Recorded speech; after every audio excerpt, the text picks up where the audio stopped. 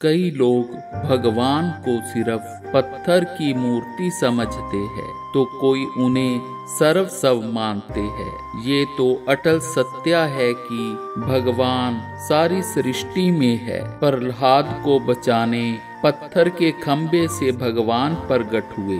धन्ना जाट ने पत्थर को भगवान समझकर श्रद्धा से खिलाया तो भगवान को आना ही पड़ा। एक पौराणिक कथा जो एक राजा और पुजारी की है, जिससे शायद आपका संशय खत्म हो जाए कि किसके लिए मूर्ति है और किसके लिए भगवान है। एक बार किसी राजा ने एक मंदिर बनवाया और उसमें श्री कृष्ण की मूर्ति विराजमान करवा दी, लेकिन राजा ने कभी मूर्ति की पूजा नहीं की, बल्कि पूजा करने के लिए मंदिर में एक पुजारी रख दिया। पुजारी का नियम था वो कन्हैया जी को पहले नहलाता, फिर उनकी पूजा अर्चना करता।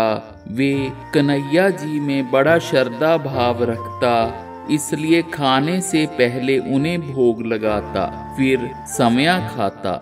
राजा रोज कृष्णा के लिए फूलों की माला भेज देता और बाद में जब राजा आता तो पुजारी उसी माला को कन्हैया जी से उतारकर राजा को पहना देता।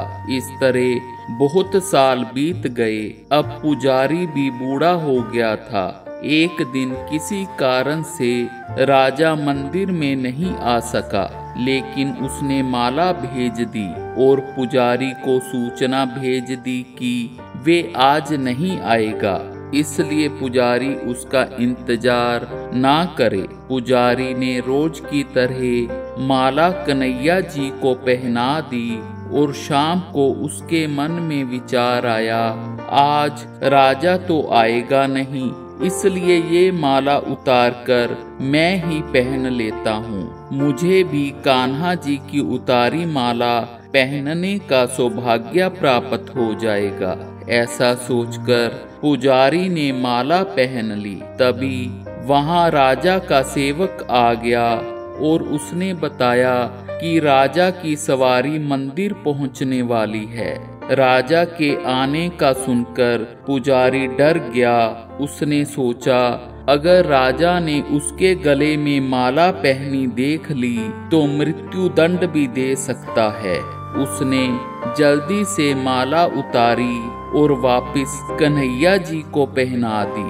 जब राजा आया तो पुजारी ने माला उतारकर राजा को पहना दी।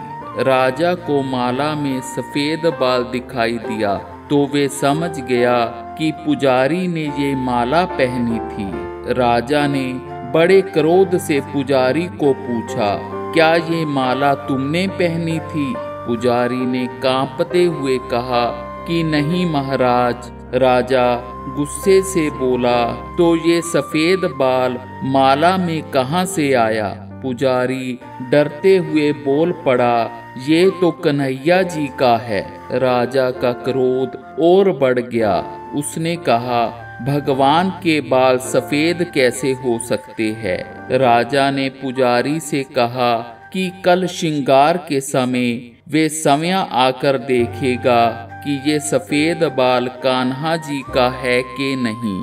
अगर झूठ निकला तो पुजारी तुम्हारी सजा तय है। कहकर राजा चला गया, पर सजा का सुनकर पुजारी का बुरा हाल हो गया।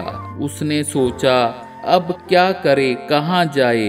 लगता है अब तो मरना तय ही है। रोते रोते वे कन्हैया जी के पास गया और बोला, हे कान्हा, मेरे मुंह से झूठ निकल गया, हो सके तो मुझे क्षमा करना।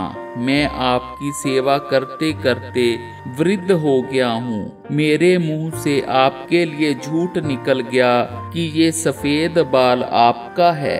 मुझे क्षमा करना कान्हा। रो रो कर क्षमा मांगते हुए कब पुजारी की आंख लग गई उसे पता ही ना चला। उसकी आंख सुबह खुली तब तक राजा भी आ चुका था। राजा ने कहा, आज कन्हैया जी का श्रृंगार वे समय करेगा। ऐसा बोलकर जैसे ही राजा ने कान्हा जी का मुकुट उतारा तो हैरान रह गया। कान्हा जी के तो सारे बाल सफेद थे। राजा को यकीन नहीं हुआ। उसने सोचा पुजारी ने ही मृत्यु दंड से बचने के लिए बालों को कुछ लगा दिया होगा। ऐसा सोचकर राजा ने कान्हा जी का एक बाल खींच लिया तो कन्हैया के सिर से खून बहने लगा। ये देखकर राजा कान्हा जी के चरणों में गिरकर माफी मांगने लगा। तभी उसे आवाज सुनाई दी, हे राजन, तुमने मुझे मूर्ति ही समझा और बाल खींच लिया। आज से मैं तुम्हारे लिए केवल मूर्ति ही रहूंगा। पुजारी के प्रेम और अनन्या भक्ति के कारण ही मुझे अपने बाल सफेद करने पड़े। जो भक्ति में संशय नहीं करता, ऐसे भगत की लाज तो मैं कभी जाने ही नहीं देता। ये कथा आपने सुनी। अब ये निर्णय आप पर है कि मूर्ति में भगवान होते हैं कि नहीं। प्लीज सब्सक्राइब और लाइक अवश्य करें। राधे राधे।